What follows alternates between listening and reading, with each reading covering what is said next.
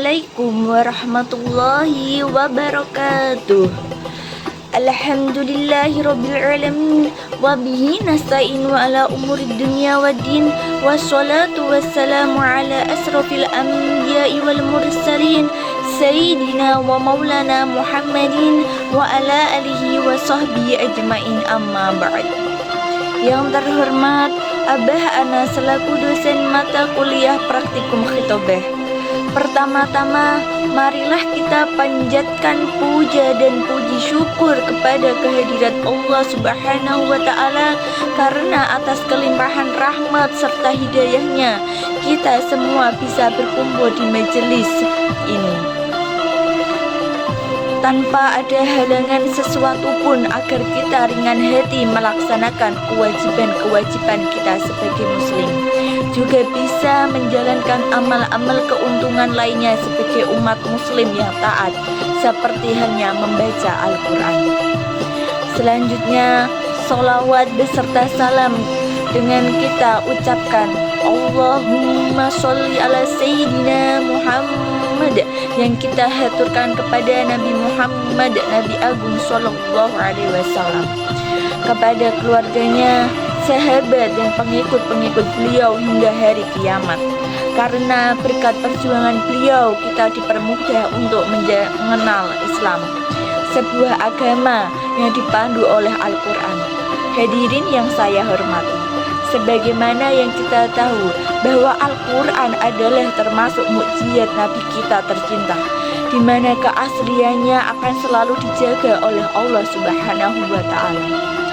Ternyata Al-Quran juga memiliki banyak keistimewaan dan keajaiban yang terkandung di dalamnya, dan tidak ditemukan di buku atau di kitab lainnya.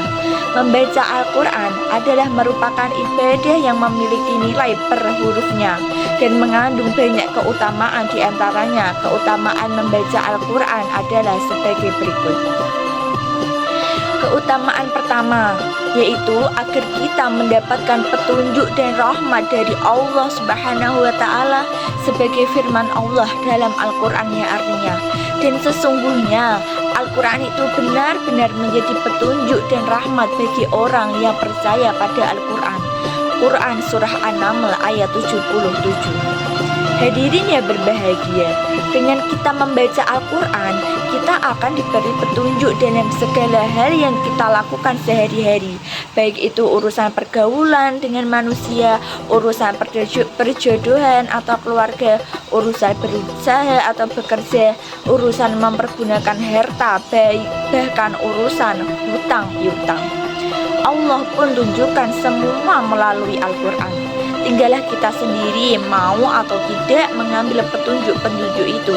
Jika saja kita mau, maka hidayah dan rahmat Allah akan tunjukkan kepada kita berupa kemudahan di dalamnya, urusan dunia lebih-lebih dalam urusan akhirat.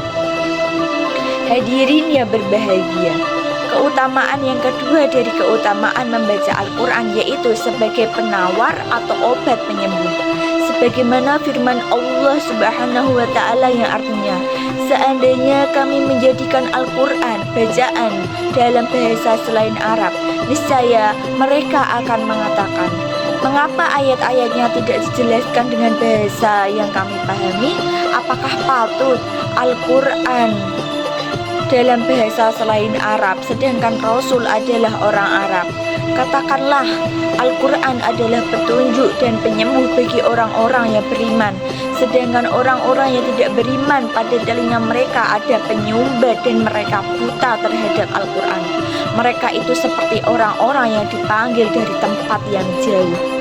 Bagi orang yang beriman, Al-Quran adalah sebagai petunjuk dan penawar hati. Dengan kata lain, apabila seorang mukmin benar-benar menjalankan petunjuk Al-Quran, maka ia akan benar-benar menemukan obat penawar hati pelipur lara dalam setiap permasalahannya yang tengah ia hadapi.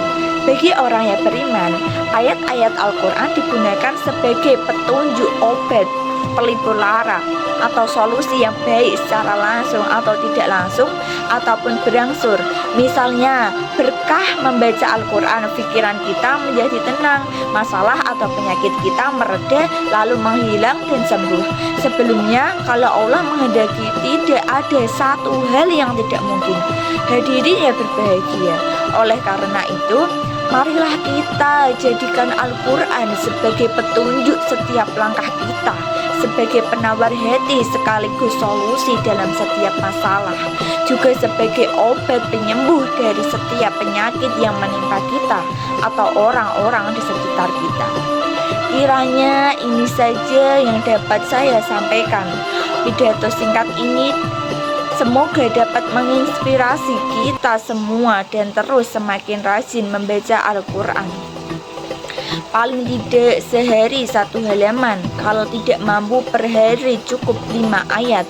Kemudian membaca surat-surat tertentu terutama pada saat-saat menghadapi masalah atau tertimpa musibah. Dan pahami artinya serta hayati maknanya agar keutamaan betul-betul berbuah nyata dalam kehidupan kita. Terima kasih dan maaf atas segala perhatian. Sekian dari saya. Wassalamualaikum warahmatullahi wabarakatuh.